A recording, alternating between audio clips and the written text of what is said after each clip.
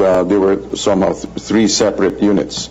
But now it's being integrated and streamlined, and so that they'll come up with one particular narrative, one particular theme, and not but the theme, but so that all the information will be coordinated.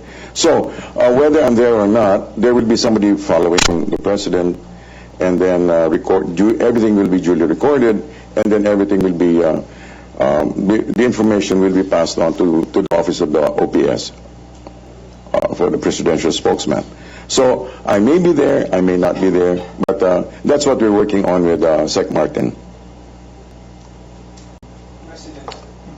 Come again? President's the decision of The president?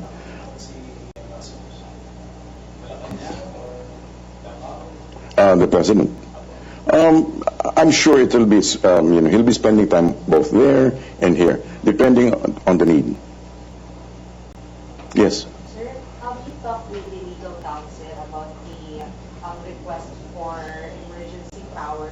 Because Congressman Alvarez already said that he will give, he is hopeful that emergency power will be given before Christmas. What are the contents of the draft that you are making to submit to Congress? We have no information regarding the contents of the draft. Remember, we're still in the transition. Okay, the real work will begin after on July 1 and after.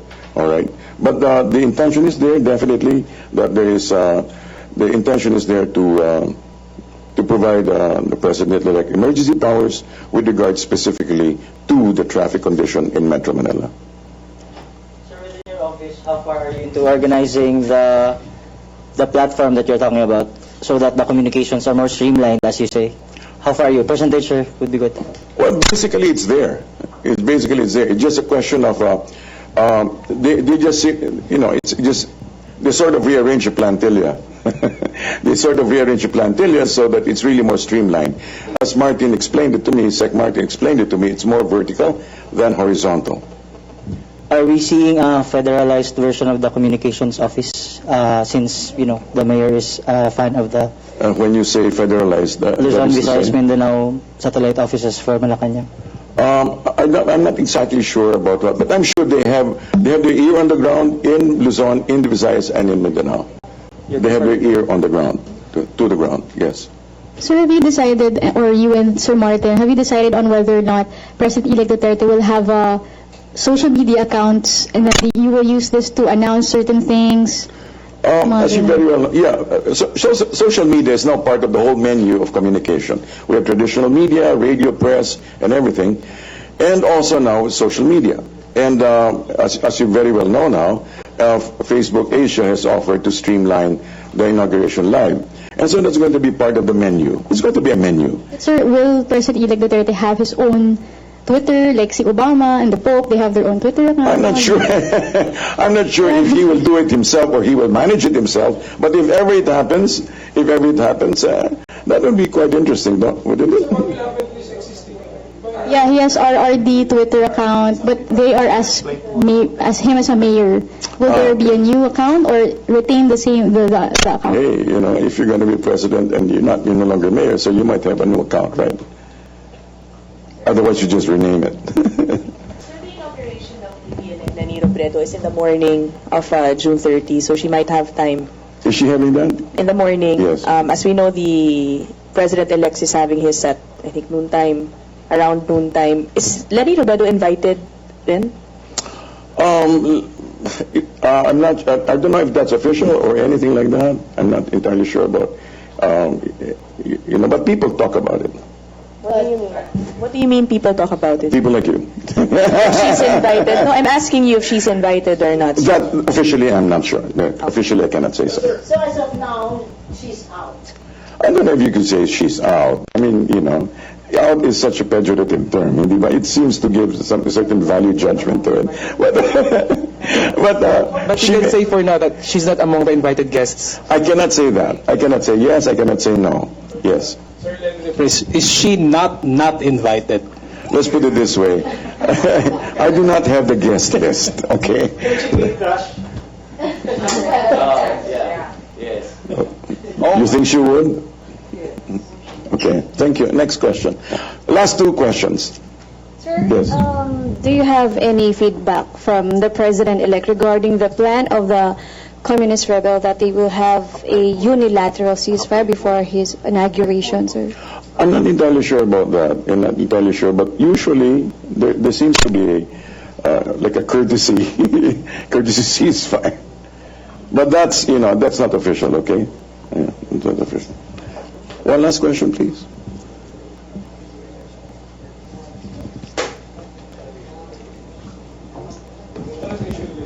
Transition. No, traditional po yung courtesy ceasefire. No, that's not tradition. I'm not sure about that, but usually there are ceasefires granted, di ba? On the day of the On special occasions. On special occasions. Yes. Sorry sir, but talagang lost ako dun sa mining, ano. But I just want to ask, Opo. when you say responsible, ano ba talaga? Anong parameters? Anong pwedeng gawin? Katulad po nito, ang pinagit yata niya, I think during the business conference, is that, for example, when the miners go through a particular area, syempre ang daming nadadamage sa mga punong kahoy, for example, then that is to be replanted. That is the responsible way of doing it. But irresponsible mining would just leave it like that, naiiwan lang na wala, naiiwan na. The other one is, of course, when they extract the precious metals, they usually use, toxic chemicals. And usually the toxic chemicals go into the water, and then, for example, the mercury will go down all the way into the water and is eaten by the fish.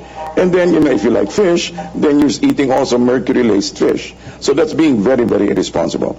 So what the president is demanding actually that all those who do that must be very, very careful that they do not leave toxic materials around. Ganun po yung responsible mining. What about open Malino pit po. mining? Salamat po. What about open pit mining? Hindi ko po alam ang patungkol doon, but basta it must be responsible. It must be responsible. I think Australia exercises open pit mining, right? Okay. But so as far as I'm concerned, if you're saying Australia, follow the Australia model, just as long as it is responsibly administered. It says, if not, get out. How can you reconcile the idea that President Duterte is for responsible mining and the incoming DNR Secretary is an advocate of anti-mining? The fact that she accepted it means that she's willing to adjust her position, I'm sure. Thank you very much. Good afternoon. You've been a great audience. Isang hirit na lang, nung nangangampanya siya, lagi niyang pinapakita yung picture ng bundok na sinira na raw. Opo. Sa Surigao. Opo. I'm not entirely sure po yan. Yung kay Eric Gutierrez. So, is it safe to say na dahil yan na nga sinasabi responsible mining, and time and again he came out with that picture doon sa campaign sorties niya. So pwede ko na ba sabihin na sarado na ito? Pwede po siguro sabihin, ito yung ginagamit niyang ehemplo ng irresponsible. Hindi ko po sinasabing sarado na. But delikado ng masarado because you kept on saying that it was epitome of irresponsible mining. In which case, probably, just as long as it goes through the process. Okay. Lagi po may proseso ito. Remember that the president is a lawyer and he knows the processes. All right. Okay. How many mining companies are we talking about that will be reviewed? I'm not entirely sure about that. There are a number of miners, and they're big, small, and micro. So there are really, if you're talking about mining, you're talking about a lot of people. According to their levels, yes. Again, thank you very much. Last month kasi may sinabi siya about organizing the tunnel workers into a cooperative. Minahang bayan to na concept. Sa tingin nyo, ganun yung gusto niyang anuhin as... Antayin na lang po natin yung mga developments as it unfolds. Yes. So yung kay Eric Gutierrez, can we still go shape up? Si Eric Gutierrez is saying... Surigao po. Okay. It all depends, but it has to be reviewed. I'm not saying I'm not making any statements of the Gutierrez account. No? I'm not making any statements regarding that particular matter. But in general, though, what do you put it? The president is fair, and if it can be reviewed and revised, why not? But I'm saying that I'm basing my comment on the history of President Duterte of fairness. So yung mga irresponsible mining, they have to shape up now. Bago pa yung review na yan. Sabi nga niya, you have to do it right. And if not, get out. Get out. Maraming salamat po.